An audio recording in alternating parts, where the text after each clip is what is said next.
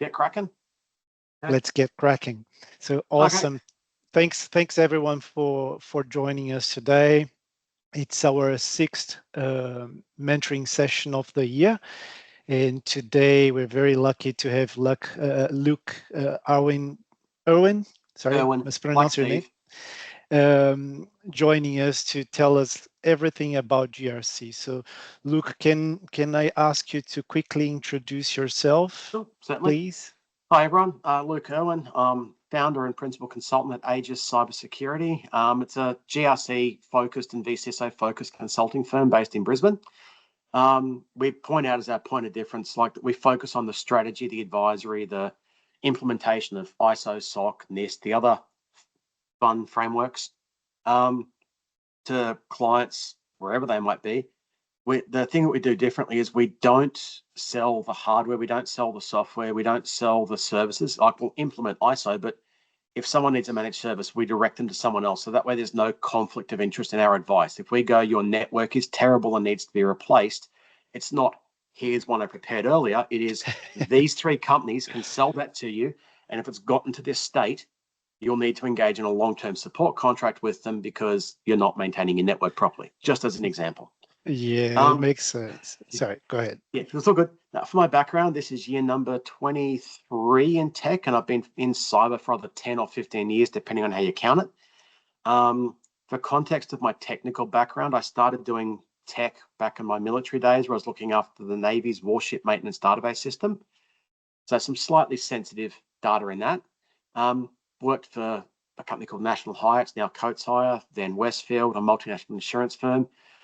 Came back to Queensland, worked for a couple of small organisations, and then landed a role with Education Queensland, where after a couple of years, I was the enterprise operations manager for Education Queensland. And to contextualise the size of that network, it is 6,000 servers, 1,600 domain controllers in 14 forested domains. Wow. Roughly 6,000 corporate staff, 52,000 teachers, and around 420,000 students. This was across the entire state of Queensland. So there were some schools that are closer to Papua New Guinea than they are to Queensland.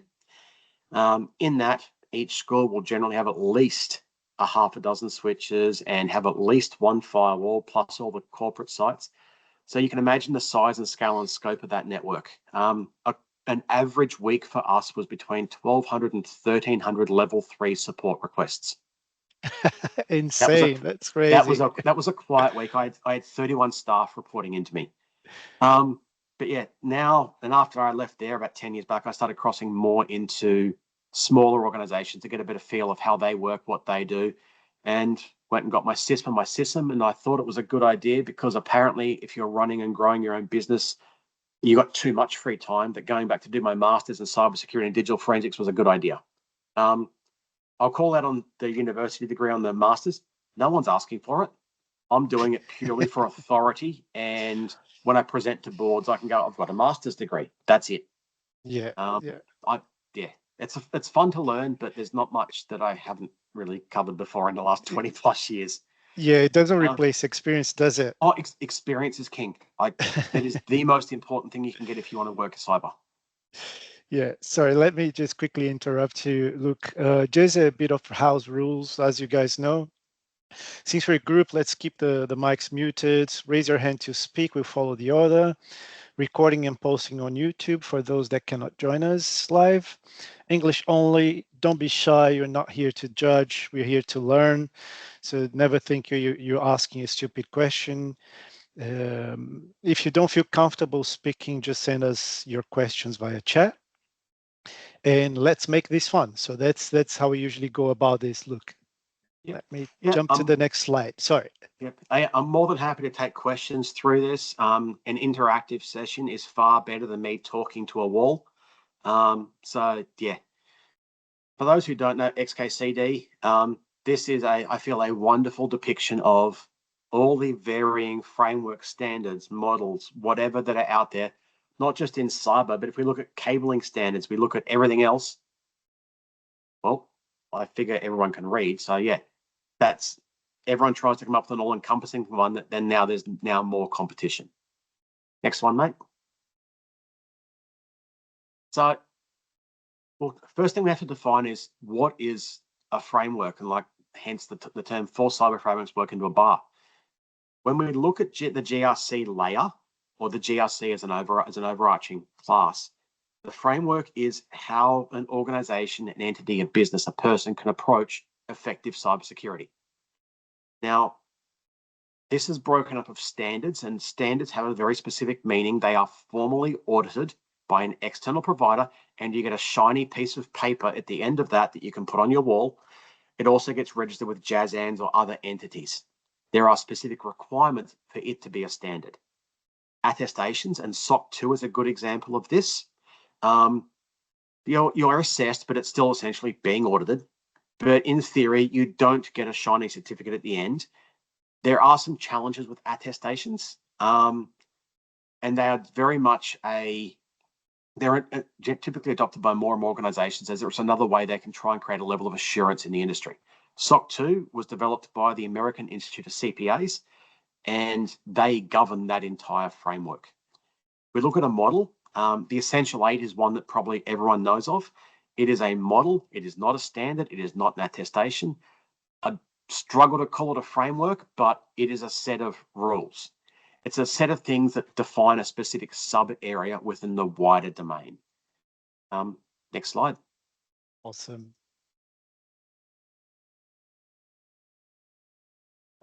Here we go. So if you want cyber to work in a business, two things: governance and tech. That's what it comes down to. You can have amazing engineers, cutting edge tech.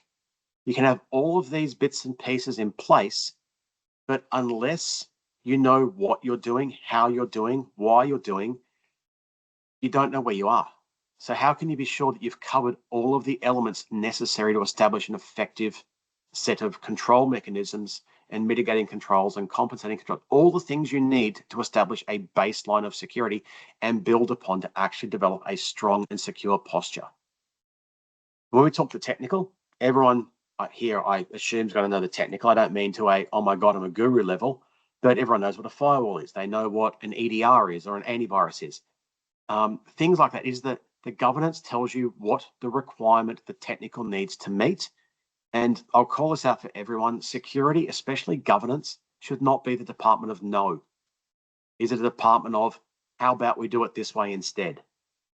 So you need to understand how all of the stuff works. I'm not saying to an engineering level or a designer level, but you need to have a strong grasp of how these technologies work and what they do, because then you can advise of how you can do something. Like, as an example, you're working with CAD designers building a shopping center.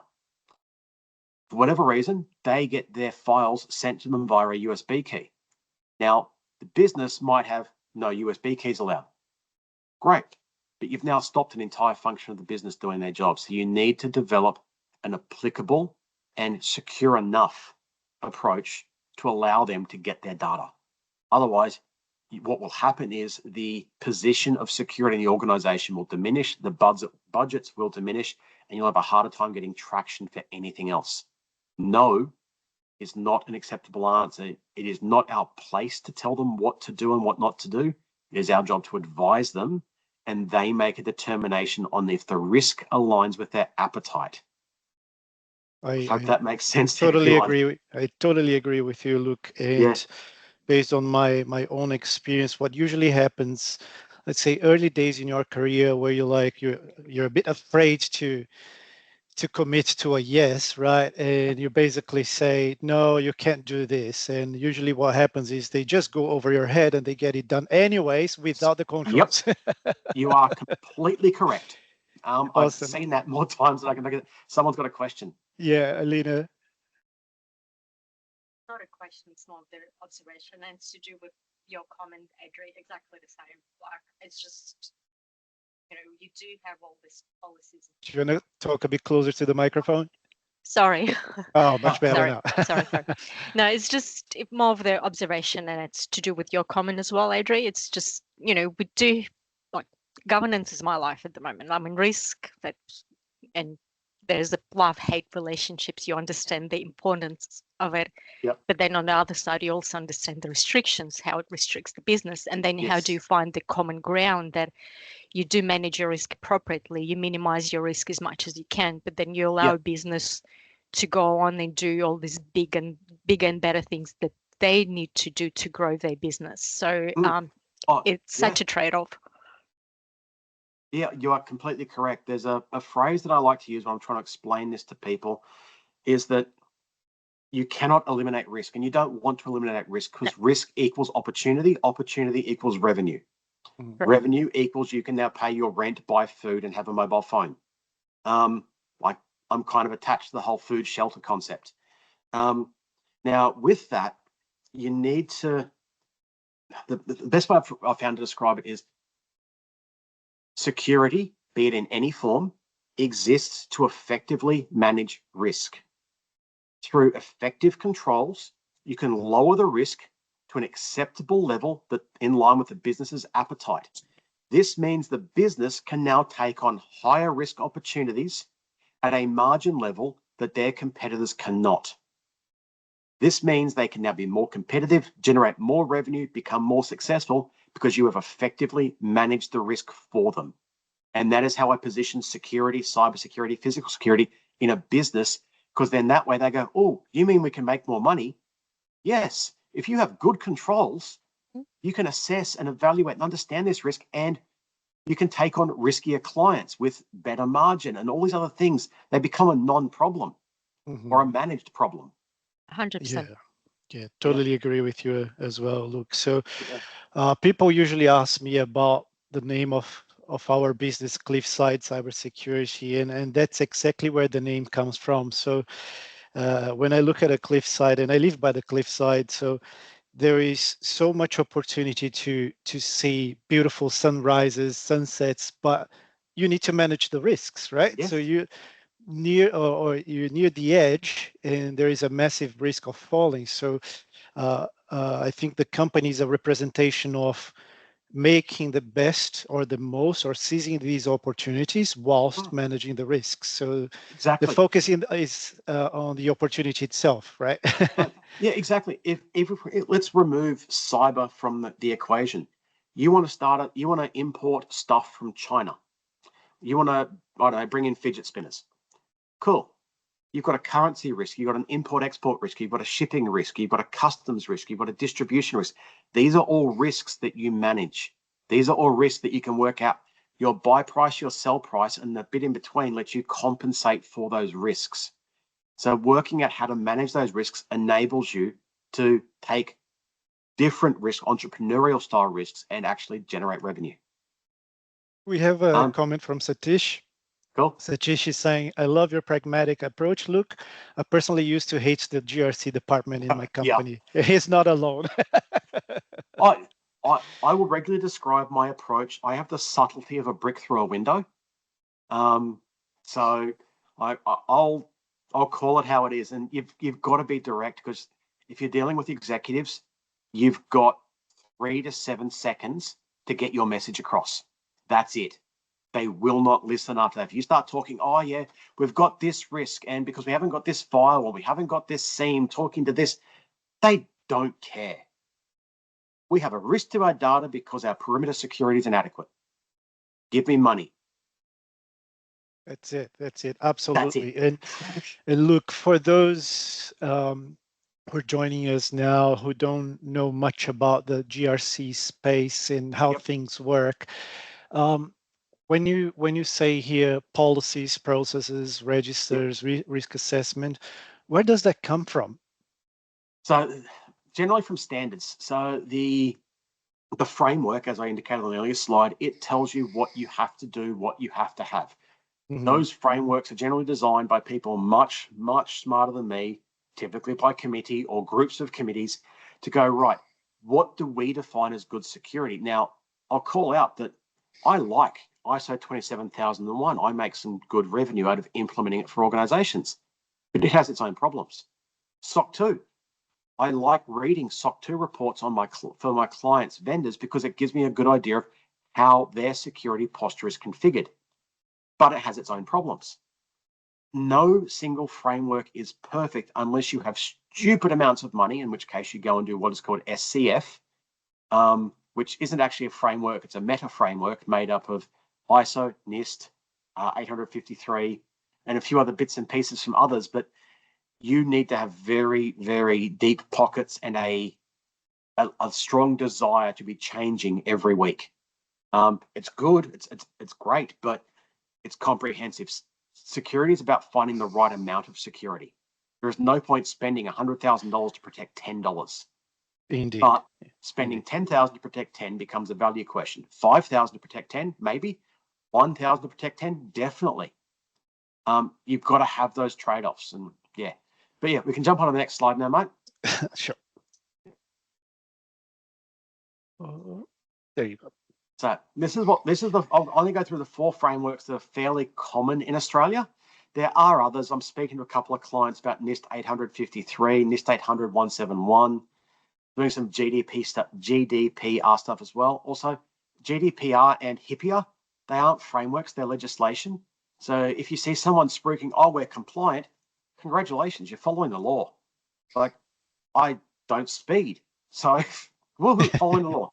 But ISO 27001, it's the big scary one in the room. There's no need for it to be big and scary. It can be complex the larger the organization you go into. It just takes a lot of work. So when I see organizations going, we'll get you ISO in 4 weeks, I question the quality of their process and policy documents to the point I am terrified. Even their understanding of the framework as well, or the standard. Yeah, there was one client, it took me, their 700-seat organization, and because I'd done other work for them and built out their cybersecurity roadmap for them, it still took me 7 months to build all of their policies. Now, that's not full time. That's a couple of days a week doing work for them. So it was 2 days per week for about 6 or 7 months. Mm-hmm. But the only reason I could do that is because I understood how the back end works. I'll touch more on ISO on the ISO slides, but SOC 2, designed by the American Institute of CPAs. So yes, accountants are auditing IT people for being technically secure. Just read into that as you will. Mm-hmm. SMB 1001. Now, there's a joke there for those of us who are old. For those of us who aren't, sorry, old person joke. It's a new framework on the market. It's put out by DSI. I'll call out now, and this is a bit of a brag point. I'm the only provider in the country with the diamond level certification. So if you've got questions on SMB, drop me a line. I'm happy to answer them. I feel it is a very good framework for sub 20, sub 30 seat organizations. Past about 50 people, I do not feel it has the level of governance nor the level of technical control necessary. It is fine as a building block. But again, all of these things, they are where you start, they are not where you finish. Once you've put in ISO, you don't go, woohoo, cyber's done. No, it is your starting point. You now have the risk framework to build out a program. The SMB comes in 5 tiers: bronze, silver, gold, platinum, diamond. The first 3 are self-attested by a director of the company, and that has its own risks. The last 2 are externally audited. The Essential 8, everyone's heard of that by now, I hope, comes in 3 levels. It has some strengths and weaknesses, and we'll touch on that on one of the later slides. But as an example, a request went out to all government departments a few years ago. Half the departments refused to reply. And those that did reply, most of them still weren't hitting maturity level 1.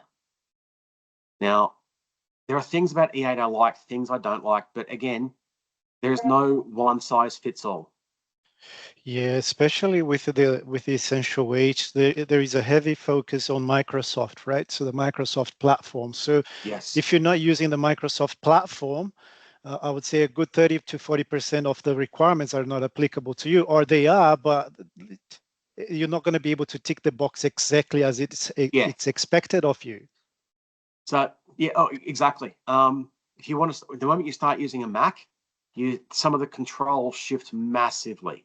Indeed. But and you also can't. The most you can do is sign a letter saying that at this time, this organization had implemented these controls. To answer your question, Satish, in the chat, how do I compare SMB to E8? One of them applies to, so the E8 can be applied to every organization in the country. And it goes to a decent level of depth in one set of control areas around cyber hygiene.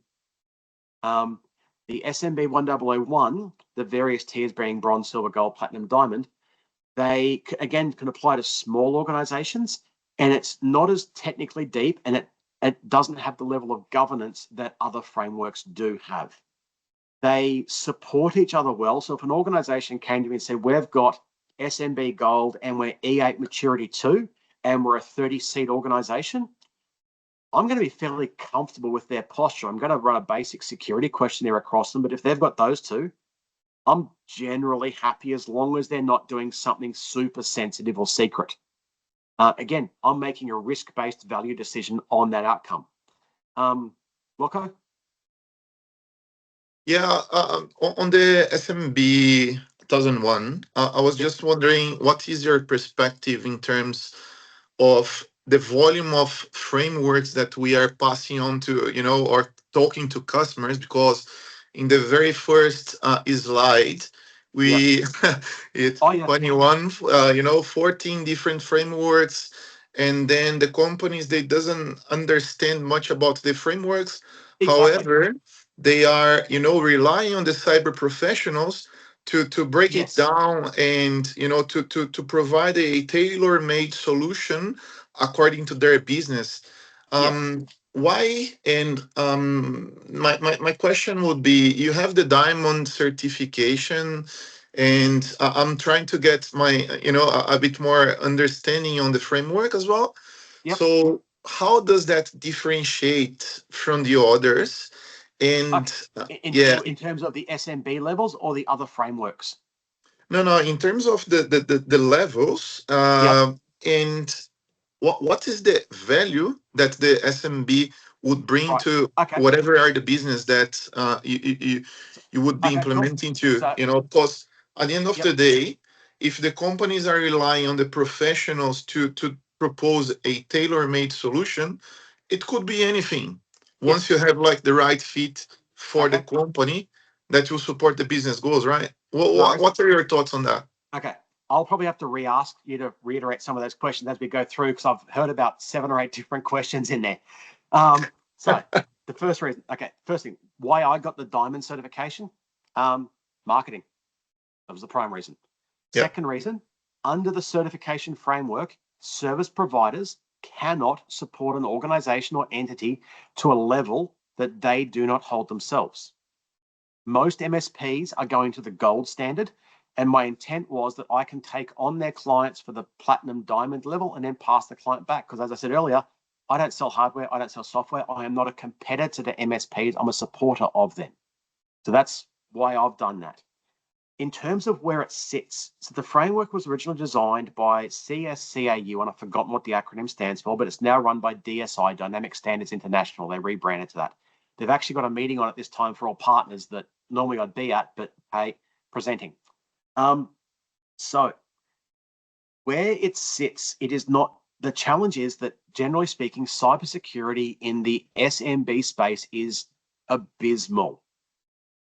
I would sooner go swimming at a sewage treatment plant and not expect an infection than rely on small business cyber. It's the 3 arguments are, it's 4 arguments. It's too hard. We're too small to be a target. We have nothing of value. Or the terrifying one I've received recently is, we don't need cybersecurity. We have insurance. Cool. I have car insurance. I still wear a seatbelt. So the intent and the aim of the framework is to allow the mid-market, the mediums, and the enterprise spaces to engage with this SMB market as a vendor or as a supplier into their organization. Because there is no verification of supply chain risk that can't be done without technical support, because how is a mum and dad plumber going to respond to a 120 question security analysis questionnaire to be able to sell parts into ABC Plumbing? It's aimed at the plumbers, the florists, the bakers, the medical officers that may or may not have a permanent IT person, and generally if they don't have an IT person, they're definitely not going to have a cyber person. Note, I'm firm of the opinion IT and cyber are not the same things. They are cousins at best. So It's designed to be an easy to follow, easy to implement set of controls to allow the SMB market a benchmark against which to measure. It means that, so when we're looking at through the channel perspective via the MSP land, MSSP land, whatever else it might be, they can now point to a defined approved standard that is currently getting buy-in from various government departments, agencies, and other large enterprises to say, if you do this, you meet the requirements to work with Telstra. You meet the requirements to take out cybersecurity insurance. They recently partnered with the Cyber Wardens program. Any SMB owner that goes and does the Cyber Wardens program will automatically be given a bronze license. And they have to do a couple of bits of things, because the first control of all the license tier, all the tiers, is you must engage a technical specialist. Now, the challenge is they don't define what defines a specialist. So it could be your little brother who happens to be good on his Switch, or it could be someone with my background having a CISP, a system, and a master's, or almost a master's. There's no definition of that, but that comes down to a business risk decision. Once it's gotten that, we've now got a defined point against which we can tell businesses, if you have this for an organization of your size, it's enough. There's no value selling into a 5-person florist a sock seam saw implementation unless they happen to be like the exclusive distributor to all of the embassies in Australia. Again, risk-based decision and discussion. What they need is they need a firewall. They need password management. They need MFA. They need patching. They need what is, for the first 2 or 3 tiers, there are generally cyber hygiene practices and basic risk reduction practices.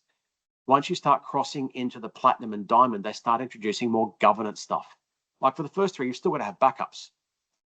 For the last 2, you've got to have asset registers, data inventories, incident response plans. Like my incident response plan, because of how I've designed my business, is a 17 kilobyte Word document with one thing in it.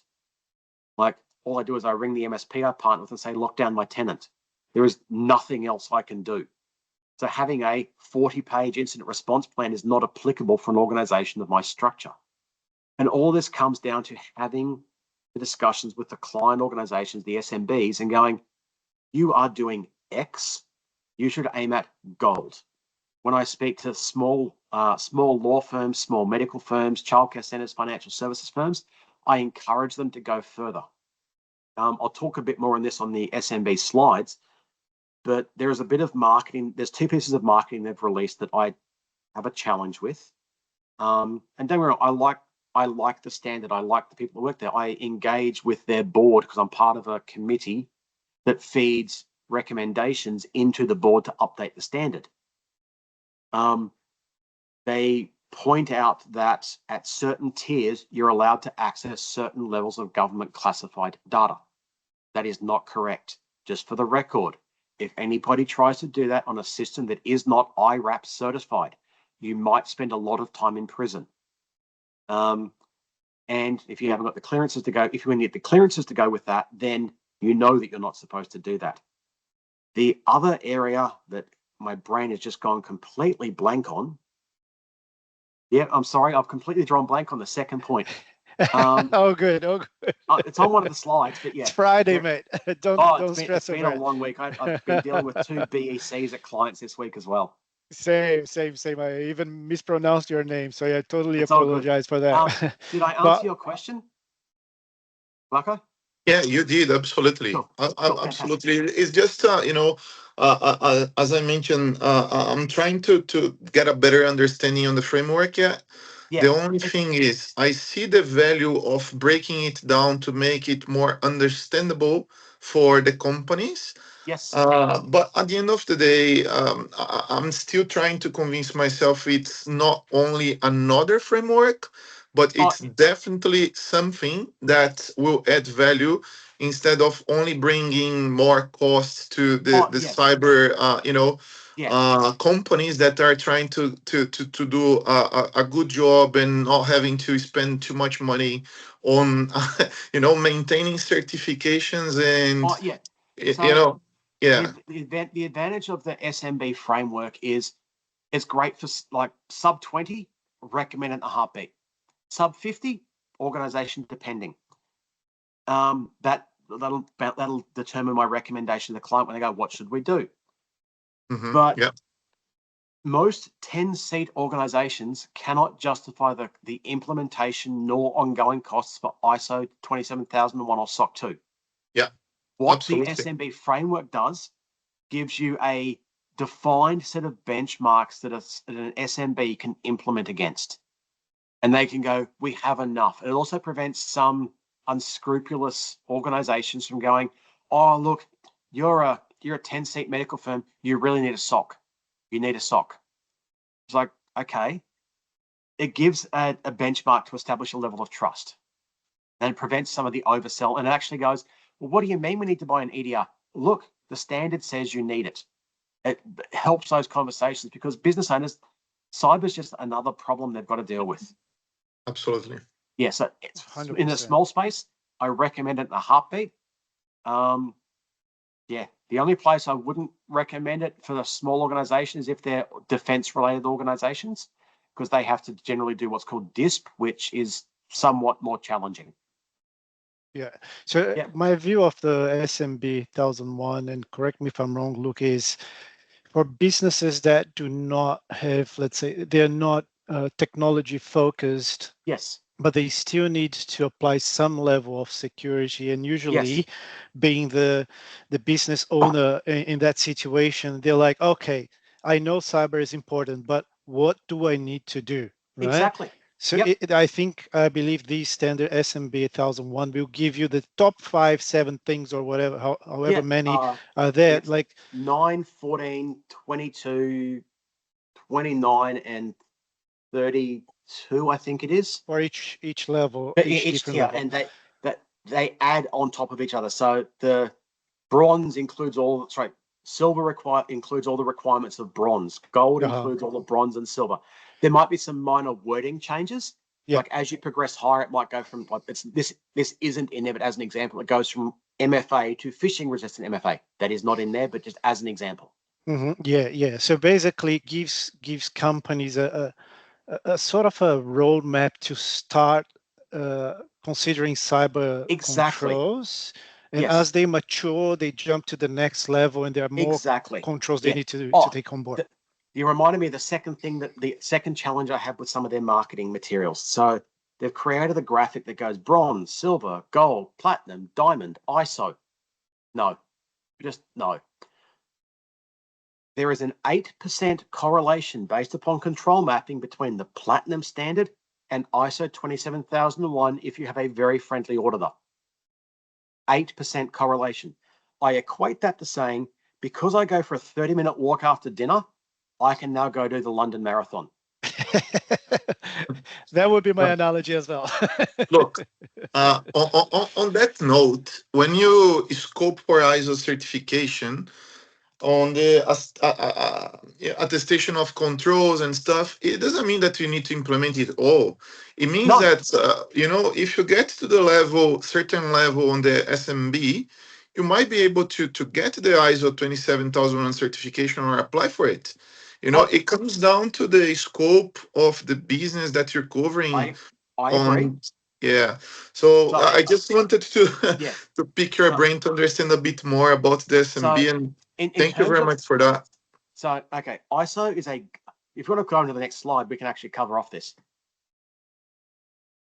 So I'll just think about those questions for yourself, and we'll jump on to the next slide again. So ISO 27001 is risk and governance focused. It does nothing about technical security at all. It tells you how to assess your technical security. It implements processes for you to go back and review and evaluate the whole plan, do, check, act cycle. Sorry, I got a bug buzzing around here. It establishes ownership and accountability. One of the best things ISO does is it puts the risk register and the risks in front of the executive team to sign off and accept. It's no longer your fault. It's their fault. I love ISO. It's great for that.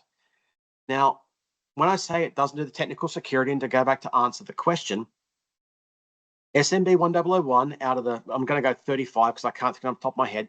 There's like 4 to 6 controls in there that are governance focused. The rest are technical focused.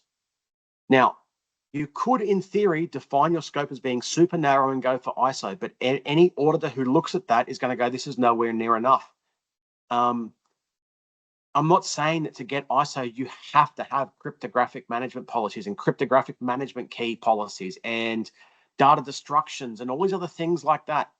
But you need to be able to demonstrate that you have an effective set of controls to manage the risk in your organization, and you've assessed and managed and evaluated that risk. The SMB 1001 does not have sufficient depth to do an entire risk register for an organization. Risk registers aren't even a requirement under SMB. That's like, you're required to have an asset register, but not a risk register. That's just one example of where the governance isn't quite there. When they talk about acceptable use policies, then the level of coherence isn't there. I look at all the other policies I've had to write for ISOs, and ISO, just for everyone in the room, if you ever go and do an ISO implementation or you're part of it, never, ever write your policies as an aspirational. You write them as an as is. Because if they're aspirational, you're being assessed against where you want to be, and the auditor will ping you. So this is what you're doing. This is how you're doing it. Now, I've seen some really loose policies where the encryption policy was, we will encrypt network traffic. That was it. Now, that can pass depending upon your auditor. They may go recommendation for improvement. Some may give a non-conformance depending upon their mood. But you want to provide details so you're able to give an accurate depiction of what the organization is doing, because if you're not doing that, then you cannot improve. The entire purpose of an ISMS is to provide a risk framework to improve information security management. If you're not trying to improve, stop spending money on auditors and stop worrying about ISMS. Just go back to hoping for the best. Yeah, the advantage of these ones are it is so risk and governance focused. By the end of it, you'll be sick of doing risk assessment, but you know where you stand. And that is one of the most important things you can have in cybersecurity, because you don't know what you don't know. This helps you try and identify areas you don't know. Yeah, I think you touched upon a very important point, Luke. So early days in my career, and I believe quite a few people make that mistake. So you write a policy that is like Nirvana, right? So everything is encrypted. Your password is 20 characters long, and so on and so forth. So that's beautiful on paper, but when it comes to implementation, you might need a truckload of money to get to that point. And something if the auditor does a random sample. Yeah, that's it. And something I've learned after a few years is your policy must be commensurate to your risk appetite. Yes. Right? So your policy needs to bring you to a level where if something is missing, it's because it's within your risk appetite. Yes. And still, if something is missing or if a control is missing, you still need to justify as to why that control is not being implemented, right? Or this particular control is not being implemented because either it does not pose a risk to us, or the risk has been accepted and or has been eliminated. Let's say we don't. Yeah, I've got one client with a very complex set of server infrastructure that it presents a substantial risk to the organization, but the short-term approach is to accept the risk. The medium-term approach, which should hopefully be finished in a couple of months, is to avoid the risk. The entire system is being decommissioned and replaced. So we have a decision there. We can either go and address the risks that are present in this set of systems and spend hundreds of thousands of dollars to do so for a 3-month window. I've explained those risks to the organization. They have made the decision that they would rather not spend $250,000 to fix a problem that's going to go away in 3 months. Now, that risk will vary depending upon the organization and the size of the organization. If it's a multi-billion-dollar company, they might be happy to do that based upon their risk profile.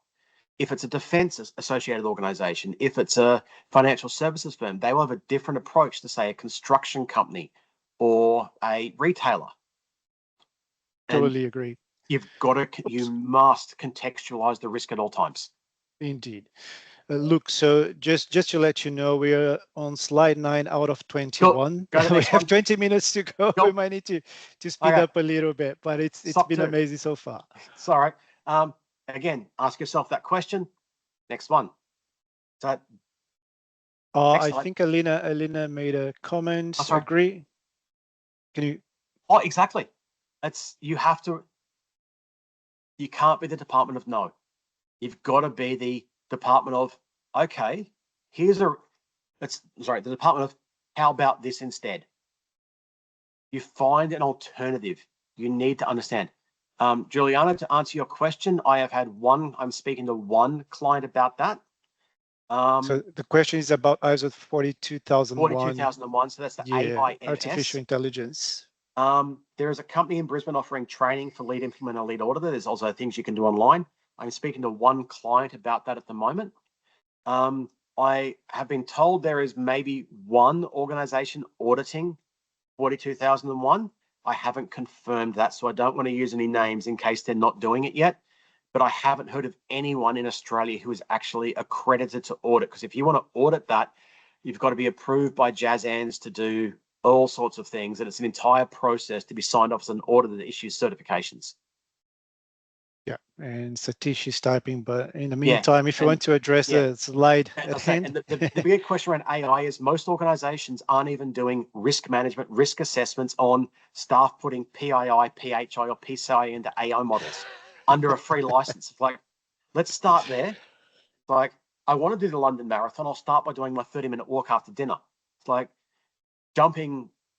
organizations looking to do their stuff there. There's risks being taken by the business that aren't being effectively managed.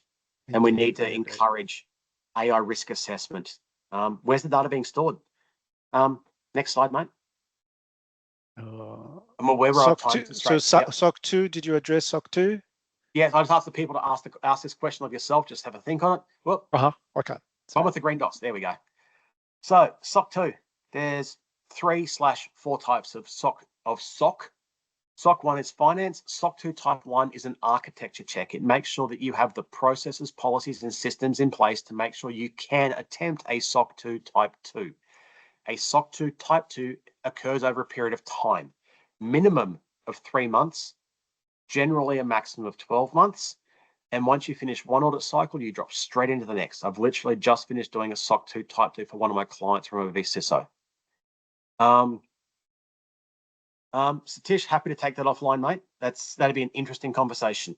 So it's not a standard. You do not get a shiny bit of paper. However, to combat the I want a shiny bit of paper problem that auditors have, many of them now issue pieces of paper that say, congratulations, you've passed the SOC 2 and here's a digital badge you can put on your website. It carries no weight whatsoever. It's a participation trophy, plain and simple. The largest determining factor of SOC 2 being effective is the skill of the auditor. Plain and simple. Now, when they do a SOC 2 report, there are 4 possible outcomes. This control is good. We have no concerns. This control is okay. There are some minor challenges, or we found some exemptions. There wasn't sufficient data for us to assess this control, or WTF. The actual wording they use on that, when you read a SOC 2 report, which is why companies are so careful when they do a SOC 2 type 2, like they are gold before they try their type 2, the wording used is, should your organization rely upon this service for a critical function in your business, we advise you to find an alternate service provider. So, as a result, I have never seen a bad SOC 2 type 2 report, because you never want to see that on your report. So they will basically make sure it is good before they bring in the auditors. You also go into a permanent auditing cycle. So the auditor will, what you say you do and how you say you do it is what you're being checked against. And that's the weakness of SOC 2. You can SOC 2 a bar napkin. You can go, right, only a bartender may place a napkin onto a wet piece of bar. Only a waiter or waitress may remove said napkin and place into bin. If that is what the auditor observes you doing, congratulations, you've met SOC 2. For an example, I've done some work with a client where the availability controls, the wording is based upon the trust service criteria and the COSO requirements as indicated on the right. The availability criteria says that the organization will be running in a high availability configuration or have an availability-based configuration. It doesn't define what that means. the business decides what that means. So what this business has done is made the decision that availability means we will back up to an alternate zone. Now, that is a perfectly reasonable and acceptable risk-based, cost-based decision for them, because if they go N+1, N+2 in AWS as a startup, they'll be bankrupt in 3 weeks. So having backups in an alternate location is a perfectly acceptable level of availability for them. As they grow, let's say they get to customer number 10,000, then going N+1, N+2, going for 5 nines becomes a cost viable solution. So again, it is still a risk-driven decision, but you decide how you want to meet that control. If you say you want to use MFA, but SMS, MFA is fine, then that is the business risk. You may get a recommendation for an improvement from the order, but that's it. The advantage of a SOC 2 report when I'm reading it on a vendor for a client is it tells me about their control. If we've got ISO, cool. I'll sign an NDA, show me your risk register. I want to know how you're managing risks. So SOC 2 is good. It's getting more traction. It is quite popular for the web and SaaS-based firms. It is really common there. Also, SOC 2 and ISO are not inheritable. I've had some vendors tell me, oh yeah, we meet SOC 2 and ISO, and then send me AWS's because their equipment is on AWS. It's like, no, that is how AWS does it. It is not yours. You need to do that. Yeah. So that's the shared responsibility model, right? Yes. So there are components they do, but there are other components you need to be doing yourself. Exactly. And the fact that they take that up, the fact that the vendor designing and implementing software thinks that it's inherited raises other concerns for me, but that is a discussion for a whole different time. Yeah. Next slide, mate. Next slide. SMB. So, everyone can ask themselves that question, and we'll now bounce on to the next one.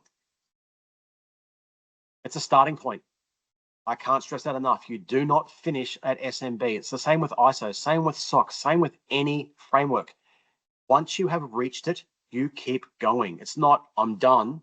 You keep it going. Self-attestation, can it be trusted? So bronze, silver, gold, a director of the company will sign a letter stating that the controls have been, they believe the controls have been implemented in a true and accurate fashion. Now, being cybersecurity, my brain goes, what if they're committing fraud? Because we work from a position of verify, then trust. The general public goes trust, then verify. Subtle difference, but still a difference. So to combat this, they run periodic randomized audits to make sure that organizations are doing that. The challenges with the SMB, it makes no reference to basic email security. No SPF, no DKIM, no DMARC. Its referencing of how RDP access needs to occur does not address the modern context. So that says, if you're using RDP, you must use MFA. Well, what if I'm using RDP behind a secure web gateway or via some other mechanism via Tailscale? There is no, the wording, it doesn't align with how things are being done. And just for context, these are discussions I'm having as part of a committee to feed up into the board to make these changes. One of the other things that I haven't talked on in this slide is that the SMB standard is a ladder. And I mean that as you climb up the rungs, the requirements next year may shift down a rung. So let's say, this is hypothetical. Let's say SPF is bronze, SPF and DKIM is silver, SPF, DKIM, DMARC is gold. Next year, SPF, DKIM, DMARC is silver, SPF and DKIM is bronze. So it's a continually progressive. So you have to just improve your posture a little bit each time. It's not a full works, but it's also not onerous. Like seriously, SPF, DKIM, DMARC, a skilled technician can do the first two in about 5 minutes. The last one, go and speak to SendMark, and it's done in like 30 minutes at most. Problem solved. The other challenge is that in larger firms, the level of controls and governance is not sufficient. Others will argue against me on that, and that's their right, and I'm happy to have those discussions. But once you crack about 50 people, I go, look, you can, if you really want to start from the basics, we'll start here and then work towards a SOC or an ISO or a CIS or SCF or something else, and we'll go for that. But you start, if you're sub 50, do SMB 1001. It's a great place to start. It's easy to follow. There's plenty of support resources available. But yeah, in terms of control mapping, there's only an 8% correlation against the Annex A controls. And for those who don't know about Annex A, if you're having ISO 27001 is stupidly arcane to read. To discern it, you need to read ISO 27002, which tells you how to do 27001. If you're having an issue with insomnia, please read both. You will go to sleep. Same as reading PCI DSS. I can attest to that. Yeah, it is dry. Awesome. Next slide, mate. Awesome, cool. Essential 8, we're almost done. We can go to the next one. So the Essential 8 is the 8 most essential items out of the ISM put out by ASD/ACSC/ whichever acronym they're using now. It's focused on malware mitigation. Like that's its primary thing is to stop the, if you look at how the controls are written and what they do, they're focused on stopping ransomware, viruses, Trojans, stuff like that. There is almost zero governance in there other than backup. And backup isn't governance, backup is resilience. A backup policy that is documented and detailed with an RTO, RPO, and MTD is governance, but it doesn't make you do that. There's no mention of email security again. It's in one of the recommendations, but it's not a mandatory requirement. So no SPF, DKIM, DMARC. It doesn't care about the cloud. You can do cloud stuff, hybrid cloud, pure cloud. Yeah, spot on, Satish. Yeah, Windows, and specifically Windows endpoint. You do Mac, you do Linux, it is, you can do it, it's just a hell of a lot harder. If it doesn't play nice with, it doesn't deal with SASE or CASB or DLP or other stuff like that. If you're running on your own servers, in your own comms room, in your own DC, I like it. It is good for that. Outside of that, it's okay in hybrid if you're running 100% GCP, AWS, Azure, or if you really hate yourself, Oracle, then it has some challenges. It's also the bare minimum for cyber hygiene. I recommend at least level 1, and level 2 I'd make a strong case for in most organizations, because it is really good at protecting a device and preventing user error being intentional or unintentional. So insider threat or just lack of training. Next one, mate. So those first ones were the main ones we see in Australia. These are other technical focused ones. Now, not 100% technical.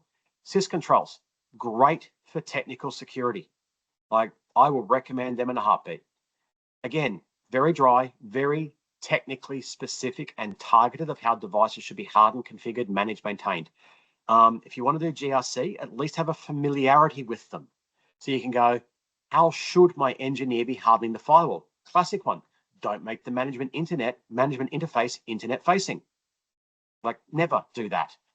But I see it when I go in and audit companies. NIST 800-171 and its sister one, NIST 800-173. Sorry? Nope, someone had random audio. So 171 is based around Department of Defense technical controls and is being used to support the CMMC 2.0 implementation. So if you want to work with US Department of Defense, you need to do that. 853 is based around non-defense related organizations. It is decent on governance. It is decent on tech.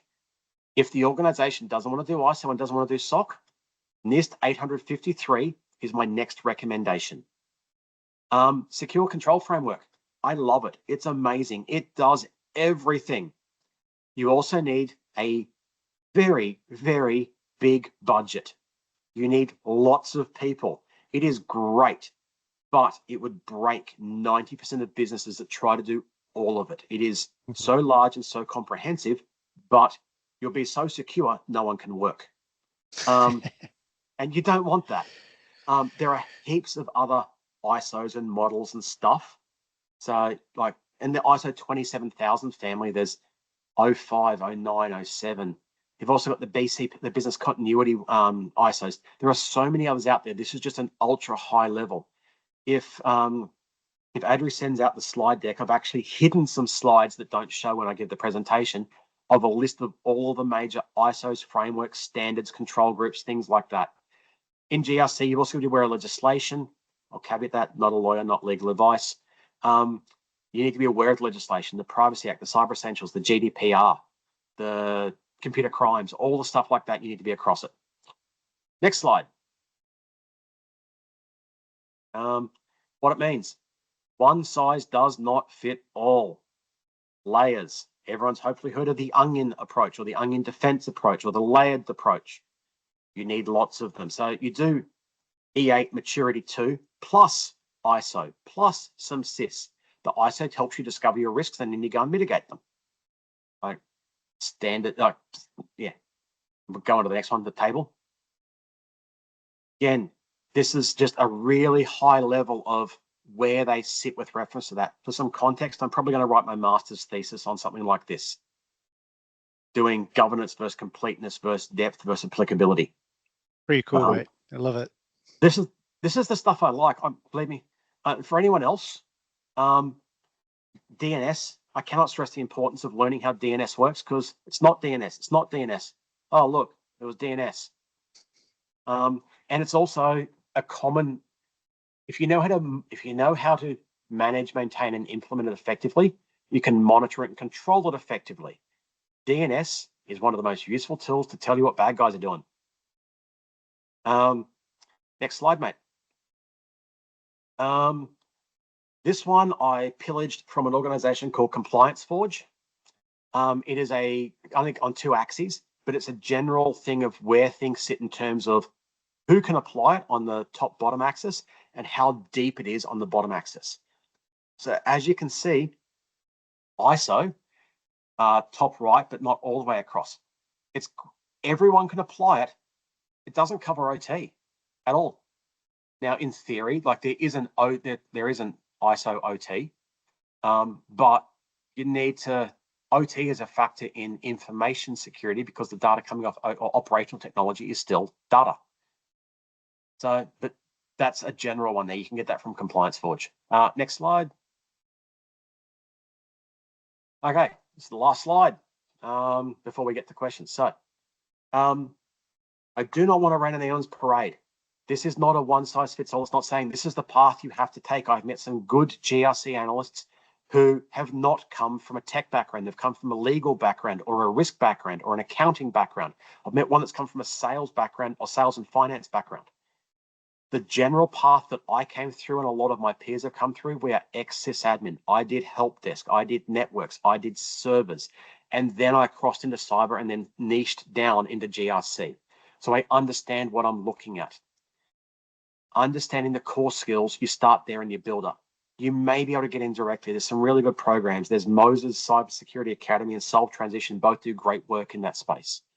What I say when you need to have those technical skills, Active Directory, Entra, Exchange Online, DNS, networking, MFA, encryption, protocols. And by protocols, I mean TCP, UDP, HTTP, HTTPS, HSTS. You need to know what they are, how they work. I'm not saying to a level you need to design and program them yourself, but you need to know what they do and how they do it. If you can understand that, you can understand when things don't quite look right. And when someone goes, oh, look, no, we just can't put in HSTS or strict hypertext because of this. Most of our clients run DPI SSL or Deep Packet Inspection Secure Socket Layer. HSTS and DPI SSL do not like each other. It will fundamentally break. So you have to put exemptions in. So you have to tell your clients that. So that has a governance impact. That has a business impact. Yeah, I usually say in this particular case, Luke, that you don't need to know what buttons to press. No. But you need to know why you need to press the button, right? Yeah. What is the impact of the recommendation you are making? Thanks, Juliana. If you want to look at it in your business, you want to niche down that path, look at your business and go, are they doing ISO, SOC, NIST? And have a read of the control documents and go, how could we start doing that here? And then you can ask, why should we do that here? Because that gives you the ammunition to go to management and get buy-in. Once you've got buy-in, you've got budget. Once you've got budget, you've now got a project and you've now got a career path. Customer service skills. They are critical. This GRC is a game of negotiations. You need to be able to talk to everyone. You need to be comfortable talking to people far senior to you, and you need to be able to speak to people who are junior to you. You have to extract information, you have to negotiate. It is so important, and it's a skill I learned late in my career. Excuse me. Writing concisely and clearly. Learn to write executive summaries, then do it again, then do it again. The executive, you go and write a 30-page risk assessment report. The executive will read the first 2 paragraphs located in the executive summary and pass on the rest of the report to one of their subordinates. They will not read the whole thing. So you need to get your critical points into that first 200 words, 500 words. That has to be clear, concise, executive focused, risk focused, ROI focused, reputation focused, and outcome driven. They do not care that you need to buy 2 sonic wall firewalls to set up an HA configuration. We need to improve perimeter security by modernizing our firewalls. We need $7,000. It will address this risk, and this risk. That's it. They don't care that this year's model is so much better than last year because it's got this new feature that makes a sysadmin or firewall go, woohoo, it's great. It's like, they don't care. Seriously, don't waste their time. It will make future efforts much harder. Emotional regulation, and this is a curly one. I have worked with some people that they don't respond well to no, or people pushing back against controls or control implementation. You need to be able to maintain a level head when faced with opposition. You need to not allow your emotions gain control. And I mean, even, I'm not saying be a deadpan person like this, but you need to let it not tilt you. You need to be able to maintain composure when you're being told no. Because when I said you're not the department of no, you're the department of how about this way. You need to be able to very quickly pivot from their no, going, hey, we want to do this, and they go, no, it'll break the business. Okay, well, how about this? And how about this? This is why understanding the tech gives you options. But one of the things I say when you do that, when you're presenting these risks and you're getting the business to agree, you make them sign off on it, because then they're agreeing to it. Then they are accepting that risk, and that risk is no longer yours, it is theirs. But you recommended the control. You said that'd be enough. Yes, and I explained that risk to you. You signed off and accepted that. I have passed on my ownership of that risk to the person who needs the outcome. The person who needs the outcome is the business. That is the thing that will cover your butt on more occasions than you can poke a stick at. And that's that slide. Next one. Done. Any other questions? I think Satish is typing something. Yeah, happy to connect, Satish. I'm happy to connect with anyone. Yeah, I've seemed to have developed a bit of a reputation on LinkedIn as being a bit of a rabble rouser. If you want to read an interesting piece, I made some commentary with an ARN journalist a couple of weeks back around some parts of the cybersecurity and MSP industry, and it's interesting. But I love this stuff. Like it's hard, it's complex, it's challenging. Like I love doing this. And ever changing, right? Yeah, you got to be learning. If you do not like learning and change, this is not the right industry for you. 100%. You have to be comfortable with learning and changing. Totally agree. It was so much fun. I just like to add learning, challenging, and adapting to the. Oh yes. It's if you can't adapt, forget about it. Yeah, you need to be able to process large volumes of data quickly and understand what the key points are. Yep. If you need to sit down for an hour and have a think about it, you will not do well in meetings, because they don't like, I'll come back to you on that. They want an answer now. So when you go in with mitigation strategies, you need to have our preferred option, our secondary option, our tertiary option, our quaternary, fourth option. Our quaternary option. You need to have multiple failback options to put in front of them, and then being able to go, right, even if we end up with our fourth best choice, what are the additional compensating controls we can put in to address the chunk we didn't get out of 1, 2, and 3? Yep. What are the musts, and what can we compromise on, and to what extent? Exactly. What is our risk appetite and what is our risk tolerance? And don't be surprised if speaking with some executives, you have to explain what risk appetite and risk tolerance are. They think they're the same thing. Yeah. Awesome. Luke, thank you so much for your time, mate. I think we're on time. Guys, do you have any further questions for Luke? No, thank you. That was great. Sorry, Adri, but this is my favorite session by far. Oh, nice. Awesome. Yeah. Very good. Very good. Luke, we're definitely going to have you back here with us. Oh, absolutely. Thank you. Yeah, I'm always happy to present. Like, I enjoy the public speaking. I was down at Microsoft last week presenting on AI cyber risk. That was fun, challenging. I presented something like this to an industry group last night, and these are people who are senior in the tech industry, and governance isn't something they ever thought about. Like, from a tech perspective, like, they are brilliant. They are orders of magnitude beyond even what I used to be at my peak in tech. But when I asked, like, have you conducted a business impact assessment? What's a BIA? Well, they didn't say BIA. They went, what's a business impact assessment? What is an MTD? And having to explain those concepts from a risk-driven lens. The best thing I can also say for anyone crossing into the space is don't use acronyms, despite what I just did then. It will kill your career. Say the full thing, or talk about the risk. Say, oh yeah, what's our maximum downtime allowed? How much, like for MTD, RPO, how much data are you prepared to have destroyed?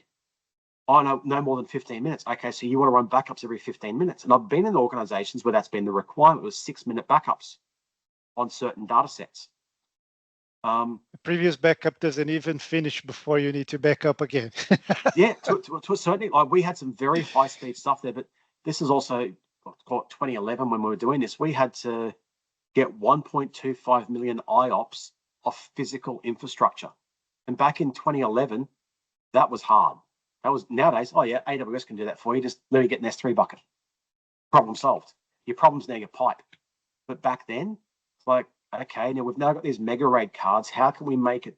How can we do a RAID 50 to get the level of striping we need to get the IOs to a high enough level to not cause a database problem? Or can we go and get additional cache? Like, that's some of the questions I used to have to deal with. But you talk to an executive about that, they're going to look at you and go, look, the disks aren't fast enough for what we need to do. We need faster disks. They don't care that you've got X or Y. It's just, it can't do its job. You need more. Fix it. Same with, and you don't speak an acronym. It will make them feel like an idiot. And the moment you make them feel like an idiot, you have lost. Yep. The best phrase I can tell everyone, because you're in cyber, you're not dumb, you are smart. It's one of the best things I learned when I was being taught a heap of stuff was you need to respect the other person's perception of their own intelligence. Not your perception, theirs, what they think about themselves. That matters more. The moment you damage that, they will not engage with you, and you will have a very hard time getting anything signed off. So basically, don't be a dick. My one Great piece of bad advice. language for the recording. Feel free to edit Awesome. it out. No, all good, all good, all good. Thank you so much for your time, Luke. Thank you. Thank you so much, everyone. It's been a pleasure to host you, and hopefully can see you sometime soon. Yeah, man. Always happy to help. Awesome. Thank you so much. Thanks Thank all. you. Have a great everyone. weekend. You too. Bye. Bye. Bye.